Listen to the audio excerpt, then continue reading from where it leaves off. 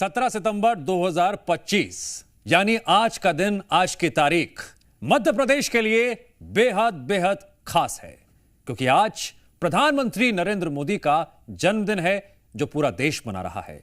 वहीं अपने इस खास दिन पर पीएम मोदी मध्य प्रदेश में पधारे और प्रदेशवासियों को ऐतिहासिक सौगात दी। ये सिर्फ सौगातें नहीं हैं, ये विकसित भारत और विकसित मध्य प्रदेश की दिशा में बढ़ाया गया एक और कदम है।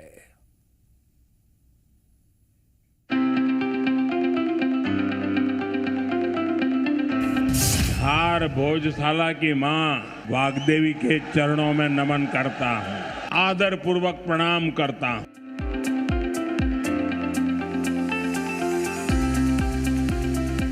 जिस दिन के लिए मध्य प्रदेश में जोर शोर से तैयारियां चल रही थीं, जिसके लिए प्रदेश की जनता बेसब्री से इंतजार कर रही थी, वो दिन आज आ गया। देश के दिल मध्य प्रदेश की धरती पर आज प्रधानमंत्री नरेंद्र मोदी का आगमन हुआ। धार में पीएम मोदी का भव्य स्वागत हुआ। खुली जीप में बैठकर पीएम ने लोगों का अभिवादन स्वीकार किया। मंच पर भी पीएम का पारंपरिक तरीके से स्वागत किया गया।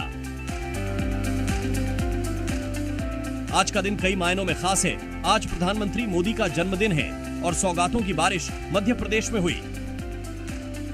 धार जिले से पहले पीएम मित्र पार्क की आधारशिला रखकर पीएम ने विकास की रफ्तार को दोगुनी गति दे दी है। इस पार्क से भारत की टेक्सटाइल इंडस्ट्री को नई ऊर्जा मिलेगी। सिर्फ यहां धार में ही नहीं, पूरे देश में। साथियों, ये पीएम मित्र पार्क से, ये टेक्सटाइल पार्क से सबसे बड़ा लाभ हमारे युवकों को, युवतियों को बहुत बड़ी संख्या में रोजगार मिलेगा। देश भर में 7 पीएम मित्र पार्क बनने वाले हैं, जिसमें से धार जिले के भैंसोला में बनने वाला ये पहला पीएम मित्र पार्क है। पीएम मित्र टेक्सटाइल पार्क की इस परियोजना से कई लाख लोगों को रोजगार मिलने की संभावना है, जिसमें धार, झाबुआ, अलीराजपुर और बड़वानी के आदिवासी श्रमिकों और हुनरमंद महिलाओं को प्राथमिकता दी जाएगी। टेक्सटाइल इंडस्ट्री के लिए हमारी सरकार जिस 5F विजन पर काम कर रही है, 5F, पहला है फार्म, दूसरा है फाइबर, तीसरा है फैक्ट्री, चौथा है फैशन। और इसलिए फार्म से फाइबर, फाइबर से फैक्ट्री, फैक्ट्री से फैशन, फैशन से फॉरेन, ये फॉरेन तक का सफर जल्दी और आसानी से पूरा होगा। ये पार्क 2100 एकड़ में विकसित होगा और देश का पहला ऐसा परिसर होगा जहां 5F chain, farm, fibre, factory, fashion और फॉरेन एक ही जगह पर जुड़ेगी। पार्क पूरी तरह सोलर एनर्जी से संचालित होगा और इसमें जीरो लिक्विड डिस्चार्ज सिस्टम लगाया जाएगा ताकि पर्यावरण को किसी तरह की हानि न हो। हमारा मकसद है एक भी महिला जानकारी या संसाधनों के अभाव में गंभीर बीमारी का शिकार न हो। इसलिए इस अभियान के तहत बीपी हो, डायबिटीज हो, एनीमिया, टीबी हो या कैंसर जैसी भयंकर बीमारी की संभावना हो, इन सब की जांच की जाएगी। मेरी यही आपसे कहना है, इन स्वास्थ्य कैंपों में इन सारी जांचों के लिए कितनी ही महंगी क्यों न हो जांच, आपको एक नया पैसा नहीं देना पड़ेगा। हमारी सरकार मिशन मोड में काम कर रही है। आज से हम 8वें राष्ट्रीय पोषण माह की शुरुआत कर रहे हैं। विकसित होते भारत में हमें माता मृत्यु दर और शिशु मृत्यु दर को भी जितना कम कर सकते हैं करना ही है। अब तक 4.5 करोड़ गर्भवती माताओं को मातृ वंदना योजना का लाभ मिल चुका है और अब तक 19,000 करोड़ रुपए से अधिक राशि मेरी इन माताओं बहनों के बैंक खाते में पहुंच चुकी है। प्रधानमंत्री मोदी ने मंच से लोगों को संबोधित भी किया। मोदी ने बताया कि राज्य सरकार 5F पर काम कर रही है। पीएम मित्र पार्क के शिलान्यास के अलावा पीएम मोदी ने स्वस्थ नारी सशक्त परिवार अभियान और 8वें राष्ट्रीय पोषण माह की शुरुआत भी की। एक बगिया मां के नाम अभियान का भी शुभारंभ किया गया। सुमन सखी चैटबॉट की लॉन्चिंग के साथ साथ प्रधानमंत्री मातृ वंदना योजना की राशि भी पीएम मोदी ने सिंगल क्लिक के माध्यम से जारी की। इस मौके पर मुख्यमंत्री डॉक्टर मोहन यादव ने पीएम मोदी का आभार जताया, साथ ही पीएम को जन्मदिन की शुभकामनाएं भी दी। सौभाग्य की बात है हम सबके लिए, आपका वंदन है, अभिनंदन है। ये पूरा क्षेत्र धन्य हो गया। मैं मध्य प्रदेश की 9 करोड़ जनता की ओर से आपको जन्मदिवस की कोटि से शुभकामनाएं भी देता हूं, बधाई देता हूं। आप दीर्घायु हो, निरोग रहें, आपका यश और कीर्ति बढ़ती रहें। हमारे धागे से कपास से धागा, धागे से कपड़ा और कपड़े से निर्यात के विश्व के मार्केट खोलने की ये अद्वितीय जगह बन रहा है मध्य प्रदेश। जोरदार अभिनंदन करें यशस्वी प्रधानमंत्री का। अपने जन्मदिन पर पीएम मोदी ने इन सौगातों से विकसित और आत्मनिर्भर भारत की कड़ी में एक और नया अध्याय जोड़ दिया है। पीएम मित्र पार्क न सिर्फ मध्य प्रदेश बल्कि देश भर के टेक्सटाइल उद्योग के लिए मील का पत्थर साबित हो सकता है। वहीं सरकार की योजनाओं लोगों के स्वास्थ्य और आने वाले पीढ़ी के लिए सफलता की नई इबारत लिख रही है। ब्यूरो रिपोर्ट, जी मीडिया। सौगात देने के अलावा पीएम ने जनता से एक अपील भी की। पीएम मोदी ने स्वदेशी को बढ़ावा देते हुए लोगों से देश में बने सामान खरीदने का आह्वान किया। साथ ही दुकानों पर गर्व से कहो यह स्वदेशी है का बोर्ड लगाने के लिए भी कहा। आप ही है जो मेक इन इंडिया की बड़ी ताकत है। आपके बनाए उत्पाद, आपकी कला से ही गांव या शहर रोजमर्रा की जरूरत पूरी होती है।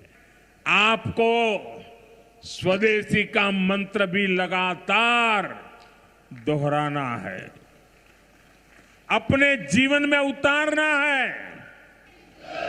आप जो भी खरीदें उसमें पसीना किसी न किसी हिंदुस्तानी का होना चाहिए।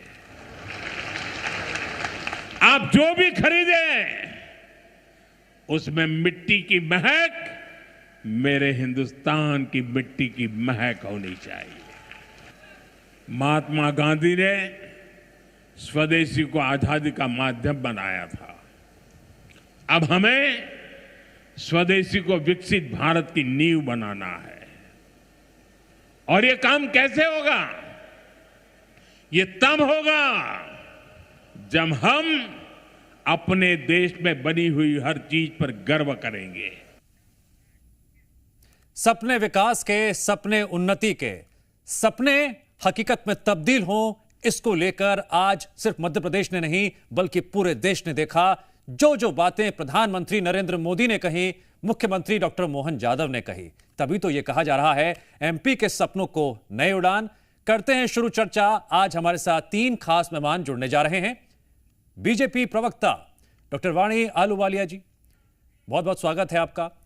और वरिष्ठ पत्रकार रमेश शर्मा जी, अर्थशास्त्री ओमनाथ शर्मा जी, आप दोनों मेहमानों का भी बहुत बहुत स्वागत है। डॉक्टर वाणी आलूवालिया, आज गौरवान्वित कर देने वाला बल है। मध्य प्रदेश की उन्नति और विकास के लिहाज से जो बड़ा फैसला लिया गया है उसकी रूपरेखा आज पूरा देश देख रहा है। इस पर सबसे पहले आपकी टिप्पणी। सबसे पहले श्रोताओं को विश्वकर्मा जयंती पर मैं बधाई देना चाहूंगी और देवी अहिल्या की इस पावन धरा पर जो हम विकसित भारत के आदर्शों की नींव का विस्तार करने जा रहे हैं, जिससे कि जन कल्याण होगा, हम एक्सपोर्ट्स बढ़ाएंगे। मध्य प्रदेश की धरा से 5F जिसका विस्तार होगा, हम नारी शक्ति का सम्मान करते हुए उनको स्वास्थ्य के प्रति सचेत भी करने का काम कर रहे हैं। हम मिशन मोड में हैं, तो इस मिशन मोड में मध्य प्रदेश विकसित भारत का एक अभिन्न अंग प्रस्तुत होगा। हम उसकी नींव आगे विस्तारित रूप से रखने जा रहे हैं। स्वागत करती हूं और प्रधानमंत्री का अभिनंदन करती हूं। जी, ओमनाथ शर्मा जी, प्रधानमंत्री नरेंद्र मोदी ने आज एक बहुत बड़ी बात कही कि अब दुनिया के बाजार में मेरा धार चमकेगा। भविष्य की जो रूपरेखा तैयार की गई है वो वर्तमान में आज पूरा मध्य प्रदेश देख रहा है। आप जरा आकलन कीजिए, भविष्य में ये पीएम मित्र पार्क एक बड़ी दिशा विकास के लिहाज से कैसे तय करेगा? बिल्कुल, धार जैसे आपको पता है कि कॉटन प्रोड्यूसिंग डिस्ट्रिक्ट है और आदिवासी बहुल क्षेत्र है, और धार में कॉटन काफ़ी फेमस है और वहाँ के किसान काफ़ी लंबे समय से कपास का उत्पादन करते आए। लेकिन उनके उत्पादन का कैसे सही उपयोग हो वैसी व्यवस्था अभी धार के आसपास में नहीं थी। लेकिन पीएम मित्र पार्क बनने के बाद में सारी फैसिलिटी एक ही जगह पे उपलब्ध होने के बाद किसानों को और डेफिनेटली वहाँ पे रहने वाले युवाओं को रोजगार मिला। और निश्चित तौर पे मध्य प्रदेश के जो व्यवसायी हैं, जो यहाँ पे कॉटन से संबंधित काम करते हैं, स्पिनिंग का काम करते हैं, कपड़े के उद्योग लगाते हैं, उन सबको एक जगह पे लाने का काम पीएम मित्र पार्क की योजना के अंतर्गत है। तो निश्चित तौर पे आदिवासी बहुल क्षेत्र पे जहाँ पे कपास बहुत अच्छे से प्रोड्यूस होता है, और मध्य प्रदेश में अगर आप देखेंगे कि स्पिनिंग से लेकर के कॉटन से संबंधित जितनी भी इंडस्ट्रीज़ हैं काफ़ी अच्छी मात्रा में हैं, और वो सब जब एक जगह पे आएंगी तो निश्चित तौर पे वहाँ पे रोजगार का सृजन होगा और उस क्षेत्र का बहुत अच्छा विकास होगा। और धार जो है वो बहुत अच्छे से कनेक्टेड है रेल नेटवर्क के थ्रू, और पोर्ट के पास में है, एयरपोर्ट के पास में है, तो निश्चित तौर पे हाईवे के पास में, तो निश्चित तौर पे इसका चारों तरफ का लाभ व्यापारी को, युवाओं को और किसान को मिलेगा, और आने वाले समय में इसके बहुत अच्छे नतीजे देखने को मिलेंगे, ऐसी उम्मीद है। प्रधानमंत्री नरेंद्र मोदी ने अपने वक्तव्य में इस बात का जिक्र भी किया कि 5F विजन पर भी सरकार काम कर रही है। जो लबो लुभाव है आपकी बात का वो इसमें निकलकर सामने आता है। रमेश शर्मा जी, मध्य प्रदेश को आप कई सालों से देख रहे हैं, वक्त वक्त पर कई बड़े फैसले लिए गए हैं। पीएम मित्र पार्क का जिक्र आज चारों तरफ हो रहा है। वर्तमान में लिया गया यह फैसला मध्य प्रदेश के भविष्य को विकास की किस दिशा में ले जाएगा? देखिए, इसमें कोई शक नहीं कि ये जो फैसला है और जिसकी आज आधारशिला रखी गई है धार जिले के बड़नगर के पास इस गांव में, वो निश्चित रूप से मध्य प्रदेश को विकास के एक नया आयाम देगा। एक सबसे बड़ी विशेषता मालवा और निवाड़ क्षेत्र की एक कपास की रही है। अगर हम कपास के उत्पादन में देखें तो देश में करीब 6-7 प्रांत ऐसे हैं जो अच्छा कपास का उत्पादन करते हैं। मध्य प्रदेश से ज्यादा महाराष्ट्र में है, गुजरात में है, पंजाब में है और एक आध प्रांत में है। लेकिन जो गुणवत्ता है कपास की, वो गुणवत्ता मध्य प्रदेश के कपास की, खासतौर से ये जो 18 जिले हैं जिसको आप लेकर के निमाड़ से लेकर के आप उज्जैन तक आएंगे, इस पट्टी में ये जो 18 जिलों का कपास है, इसकी गुणवत्ता भारत के किसी भी दूसरे कपास से बहुत ज्यादा है। और यही कारण रहा है कि स्वतंत्रता से पहले यहाँ पर करीब 18-20 मिलें हुआ करती थी, बुरहानपुर से लेकर के उज्जैन तक। और 250 साल पहले देवी अहिल्याबाई ने वहां पर महेश्वर को एक प्रकार से सूत और वस्त्र के रूप में विकसित किया था।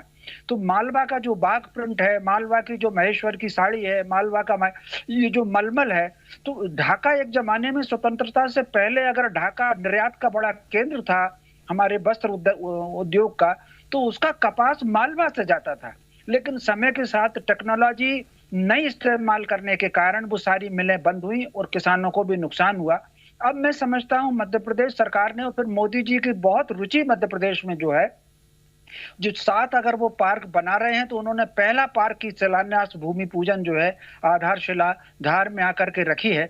तो ये जो बदली टेक्नोलॉजी, इसमें एक सबसे बड़ी विशेषता इस पार्क के बारे में जो अभी विवरण आया है उसमें यह है कि इसमें तीनों प्रकार का कपड़ा बनाया जाएगा। जो आधुनिक कपड़ा होता है जिसको हम फाइबर कहते हैं, फाइबर से जो कपड़ा बनता है वो भी बनेगा, सूती कपड़ा भी बनेगा, और विशेष तौर से जो हमारी लोक कलाएं थी, खास तौर से आदिवासी क्षेत्र की लोक कलाएं थी, उस आधार पर जो शिल्प आता था, जो वो भी कहीं ना कहीं इस पर, जिसको हम हस्तकरघा या दूसरी चीजें कहते हैं, वो भी यहाँ पर बनेगा। और एक तीसरी बात इस पार्क की विशेषता ये होगी कि बिनौला से लेकर के कपास को निकालना, कपास से लेकर के उसका रेशा बनाना, सूत बनाना, उसको वस्त्र में बदलना और उसकी टेक्नोलॉजी को बदलना, और फिर कपड़ा बनने के बाद वहीं उसमें प्रिंट होना, ये सारे काम यहाँ पर होंगे। तो इससे लागत कम होगी, ट्रांसपोर्टेशन का खर्चा बचेगा, लागत कम होने से उपभोक्ता को भी इसका लाभ होगा, और कहीं ना कहीं जो विश्व मार्केट है वो विश्व मार्केट भी मिलेगा। ये मध्य प्रदेश को एक प्रकार से चारों पांचों प्रकार का लाभ, इसमें कपास उत्पादक जो हमारा किसान है उसको भी लाभ होगा, जो वस्त्र निर्माता है उसको भी लाभ होगा, और जो कलाकार है जो वस्त्र पर कलाकारी करता है उसको भी लाभ होगा। और इसके अलावा लगभग 3 लाख युवाओं को परोक्ष और प्रत्यक्ष वो जो रोजगार मिलेगा, ये मैं समझता हूं। एक और बात मैं कहना चाहता हूं, जोड़ना चाहता हूं, ये जहां पर ये खोली जा रही है, ये पार्क खोला जा रहा है, तो स्वाभाविक रूप से एक प्रकार से टेक्सटाइल इंडस्ट्रीज का हब बनेगा और उसमें दुनिया भर के लोग आएंगे। ये वो सारा का सारा इलाका है, मालवा का ये क्षेत्र, यहाँ हम इतिहास में जितनी दृष्टि पीछे जाती हैं, चाहे तो कृष्ण जी को पढ़कर में आना समझ लीजिए, या वनवास में राम जी को समझ लीजिए, परशुराम जी भी इस क्षेत्र में आए हैं, जाना पाओ उनका जन्मस्थली माना जाता है, सहस्त्रबाहु जी इसी क्षेत्र में जन्मे हैं। तो भारत की जो परंपरा रही है, भारत की जो संस्कृति रही है, उससे परिचित होंगे। एक बात जरूर मैं और जोड़ना चाहता हूं, इसमें थोड़ा समय ज्यादा हो रहा है, कहीं ना कहीं ये शोधकर्ताओं के भी शोध का विषय है। वो वस्त्र के लिए किसी किसी को कहते हैं कि मिस्र में 5000 साल पहले हुआ और 8000 साल पहले हुआ। मालवा में बाकणकर जी ने जो खुदाई की है, तो वहां उनको ईसा से 8000 वर्ष पूर्व की माला मिली है। माला के अंदर जो शिल्प आया है वो सूत का शिल्प आया है। वो फिर हमारे ग्रंथों में हम जितने भी पीछे चले जाते हैं, हमारे यहाँ भीम बेटका में जो शैल चित्र हैं, शैल चित्र 5000 वर्ष पुराने माने गए हैं, तो उसमें वस्त्र पहने हुए है। तो इसका मतलब है कि वस्त्र और कपास संसार में अगर दुनिया को दिया होगा तो वो भारत ने दिया होगा। इस पार्क के साथ मैं समझता हूं एक शोध केंद्र भी इसमें होना चाहिए। आपने इतिहास की बात भी की, वर्तमान की बात भी की और भविष्य के रोडमैप की बात भी की। डॉक्टर वाणी आलूवालिया जी, टेक्सटाइल इंडस्ट्री को एक नई ऊर्जा अब मिलने जा रही है, लेकिन गौर करने वाली बात यह है, जिसका जिक्र बार बार किया जा रहा है, कि वो नौजवान पीढ़ी जिसको सबसे ज्यादा फायदा इस पीएम मित्र पार्क का होने जा रहा है, रोजगार के तौर पर अपनी जो एबिलिटीज हैं उसका इस्तेमाल करने के लिहाज से, युवक और जो युवतियां हैं, नौजवान पीढ़ी है, उनके लिए आपका क्या संदेश है? देखिए, मध्य प्रदेश जो भारत का दिल है, पर यहाँ पर हमारे पास मतलब अनगिनत संभावनाएं हैं और इनका उपयोग युवा पीढ़ी अवश्य कर सकती है। ये जो पीएम मित्र पार्क का आज स्थापना होने जा रही है, उद्घाटन हो रहा है, यहाँ से प्रत्यक्ष और अप्रत्यक्ष कम से कम 3 लाख लोगों को रोजगार मिलेगा। हमें हमारी गुणवत्ता के अनुसार हम यहाँ से काम का विस्तार करने का एक अवसर मिल रहा है। जैसे रमेश भाई साहब ने अभी पूरा हमें बताया, जानकारी दी, आपको ये जानकारी प्राप्त होकर बहुत प्रसन्नता होगी कि हमारा जो रेशा, कपास का जो रेशा बनता है वो 30 मिलीमीटर का है, यानी कि उसका एक्सपोर्ट पोटेंशियल बहुत ही सुदृढ़ है, बहुत अच्छा है। और उसके अनुसार हम जो यहाँ पर अर्थनीति का विकास करेंगे वो एक पहलू है। पर ये पूरी जो आज बैठक थी, ये जो पूरा समारोह था, उसमें केवल एक विषय पर परिचर्चा नहीं हुई है, सिर्फ उद्योग पे नहीं हुई है, उस पर अनेकों दूसरी संभावनाओं पर भी हुई है। हमने ये सुना है प्रधानमंत्री को जोर देते हुए कि आप वोकल फॉर लोकल पर विश्वास रखिए, आप उसको एक संकल्प बनाइए, उसको एक प्रेरणा बनाइए और उस विचारधारा का विस्तार कीजिए। युवा यहाँ से भी विस्तार और अपनी विचारधारा का विस्तार भी कर सकते हैं और प्रेरणा भी ले सकते हैं। हाथ से काम करने वाला ही जो है ना, वो मेक इन इंडिया की सबसे बड़ी ताकत है। बिल्कुल बिल्कुल, हमें जहां ये एक सुखम सखी चैट बॉक्स का आरंभ हुआ है, हमने नारी शक्ति के विषय में प्रधानमंत्री का जो संकल्प है उसके ऊपर विचार सुने हैं। हम जानते हैं कि उन्होंने सिकल सेल एनीमिया के ऊपर भी जो काम कर रहा है प्रदेश, उसमें जो पूरे देश को हमने एक राह और एक मिशन दिखाया है, उसके ऊपर भी उन्होंने अपनी विचार व्यक्त किए हैं। तो ये मध्य प्रदेश का जो कार्य है, जो डबल इंजन की सरकार है, जो माननीय मुख्यमंत्री श्री मोहन यादव जी के दिशा निर्देश में जो हम कार्य कर रहे हैं, उसमें हम अनेकों दिशाओं में मध्य प्रदेश को सफलता पूर्वक आगे विस्तार होते हुए देख रहे हैं। हम विकास की पथ और रफ्तार पकड़ रहे हैं और युवाओं को इससे प्रेरणा लेते हुए अपना जो भविष्य है वो सुनहरा करना है। ठीक है। ओमनाथ शर्मा जी, जब भी हम किसी प्रदेश के विकास की बात करते हैं, दो फैक्टर्स बहुत महत्वपूर्ण भूमिका होती है, इकोनॉमी और एम्प्लॉयमेंट। इस लिहाज से आप क्या देख रहे हैं आने वाले सालों में, आने वाले दिनों में क्या सूरत हाल देखने को मिलेंगे, इकोनॉमी पर इम्पैक्ट और एम्प्लॉयमेंट?